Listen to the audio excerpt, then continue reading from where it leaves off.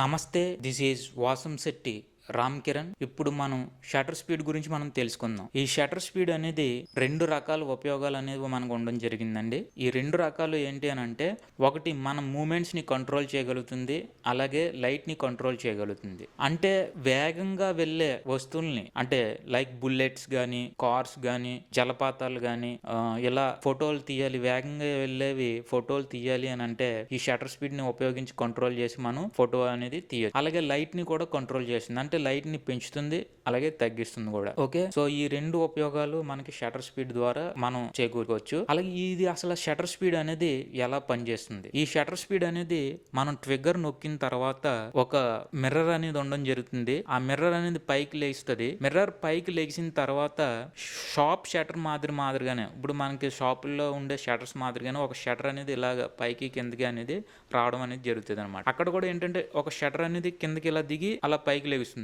ఇలా దిగి పైకి లేచినప్పుడు లైట్ వెళ్ళి పాస్ అవడం అనేది జరుగుతుంది అనమాట. లైట్ వెళ్ళి సెన్సార్ కి పాస్ అవుతుంది. ఆ లైట్ వెళ్ళి సెన్సార్ కి పాస్ అయ్యే సమయాన్నే షటర్ స్పీడ్ అని అంటారు. చిన్నగా చెప్పాలి అని అంటే, లైట్ వెళ్ళి సెన్సార్ కి తగిలే కాలాన్ని షటర్ స్పీడ్ అని అంటారు. ఓకే, సో మీకు అర్థమైందని నేను అనుకుంటున్నాను. అసలు ఈ షటర్ స్పీడ్ ఉపయోగించి మనం ఎలాంటి ఉపయోగాలు ఉన్నాయో ఒకసారి మనం తెలుసుకుందాం. చూడండి, మీకు ఇక్కడ ఒక చిన్న ఫుటేజ్ అనేది మీకు కనబడడం జరుగుతుంది.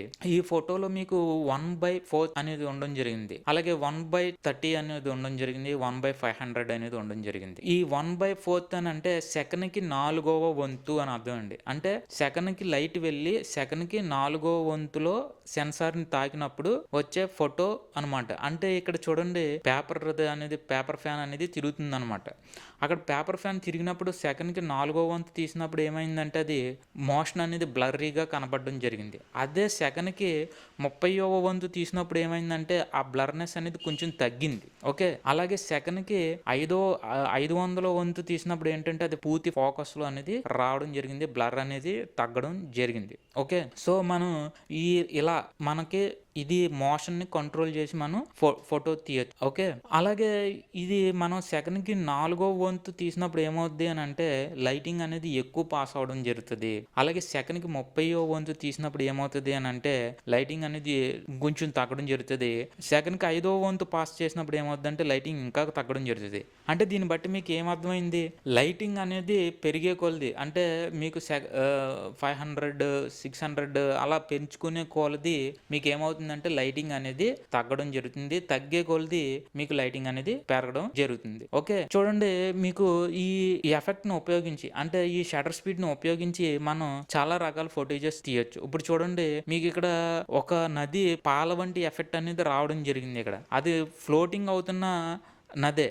మనం అది షటర్ స్పీడ్ని బాగా తగ్గించి మనం ఫోటో తీసినప్పుడు ఏమవుద్ది అని అంటే సెకండ్కి 4వ వంతు, సెకండ్కి 25వ వంతు మనం ఫోటో తీసినట్టయితే మనకు అలాంటి పాల వంటి ఎఫెక్ట్ అనేది రావడం అనేది జరుగుతుంది.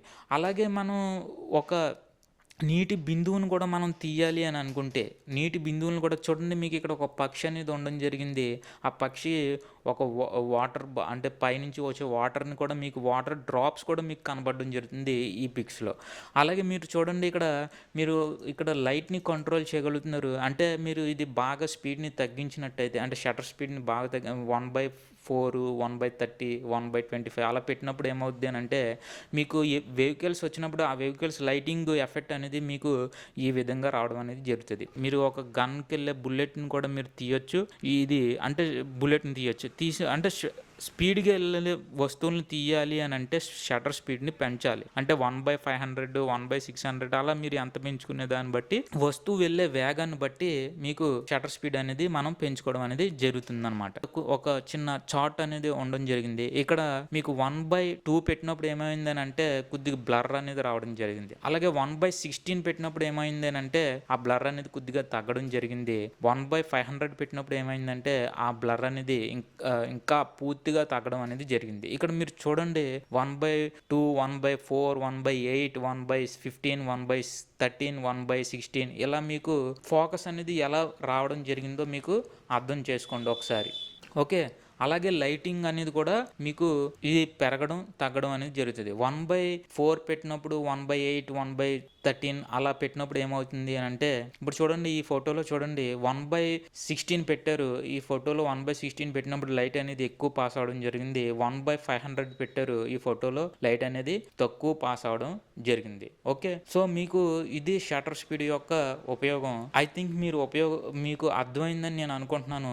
గుర్తుంచుకోండి, మళ్ళీ చెప్తున్నాను, ఐఎస్ఓ, ఎపేచర్, షటర్ స్పీడ్ ఈ 3 కంట్రోలింగ్ ద్వారా తీసే ఫోటోని ఖచ్చితమైన ఫోటో అని అంటారు. సో మీకు నేను ఆల్రెడీ ఎపేచర్ చెప్పడం జరిగింది, ఇప్పుడు షటర్ స్పీడ్ చెప్పడం జరుగుతుంది. సో తర్వాత ఐఎస్ఓ చెప్తాను, దాని తర్వాత ఈ మూడింటిని కంట్రోల్ చేసుకుని ఎలా ఫోటో తీయాలో అనేది తర్వాత క్లాస్ లో రావడం జరుగుతుంది. నా తాపత్రయం ఏంటి అని అంటే, ఒక ఫోటో స్టూడియో పెట్టుకోవాలన్నా, ఒక ఫోటోగ్రఫీ గురించి నేర్చుకోవాలన్నా బేసిక్ వర్క్ అనేది తెలుసుకోవాలనేది నా తాపత్రయం. దాని గురించి ఏంటి అని అంటే, ఫోటోషాప్ గురించి మీకు నేను ఆల్రెడీ క్లాసెస్ చెప్పాను, అలాగే ప్రీమియర్ ప్రో గురించి కూడా చెప్పడం జరిగింది. ఇప్పుడు ఫోటోగ్రఫీ గురించి చెప్పడం జరుగుతుంది. ఈ బేసిక్స్ మీదే ఎంతైనా స్టాండర్డ్ అయ్యి ఉండడం జరుగుతుంది. ఈ బేసిక్స్ గురించి మీరు ఇంకా ఫోటోషాప్ గురించి కానీ ప్రీమియర్ ప్రో గురించి కానీ తెలుసుకోవాలి అని అనుకుంటే దయచేసి ప్లేలిస్ట్ లోకి వెళ్ళి చెక్ చేయండి, అలాగే సబ్స్క్రైబ్ చేయండి, బెల్ ఐకాన్ మీద క్లిక్ చేయండి, నన్ను ప్రోత్సహించండి. Thank you. Signing out. This is Vasamsetti Ram Kiran.